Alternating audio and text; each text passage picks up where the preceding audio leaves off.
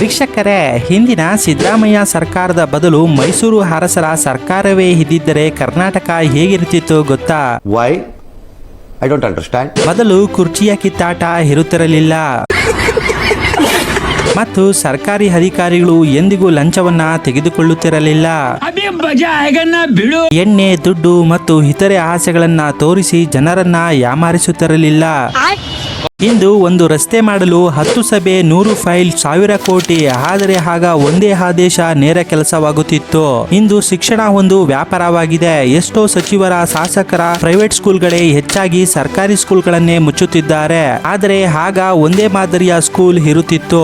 ಇಂದು ರೈತರು ಬೆಂಬಲ ಬೆಲೆ ಇಲ್ಲವೆಂದು ಸಾಯುತ್ತಿದ್ದಾರೆ. ಆದರೆ ಮೈಸೂರು ಅರಸರು ರೈತರನ್ನೇ ರಾಜ್ಯದ ಬೆನ್ನೆಲುಬು ಎನ್ನುತ್ತಿದ್ದರು. ವೀಕ್ಷಕರೇ, ನಿಮ್ಗೆ ಮೈಸೂರು ರಾಜರು ಇಂದು ಇದ್ದಿದ್ದರೆ ಏನೆಲ್ಲ ಆಗುತ್ತಿತ್ತು ಅನ್ಸುತ್ತೆ ಅನ್ನೋದನ್ನ ಕಮೆಂಟ್ ಬಾಕ್ಸ್ ನಲ್ಲಿ ಕಮೆಂಟ್ ಮಾಡಿ. ಹಾಗೆ ಇದೇ ತರದ ಮೋರ್ ಕಂಟೆಂಟ್ ಗಾಗಿ ನಮ್ಮ ಪೇಜ್ ನ ಫಾಲೋ ಮಾಡಿ.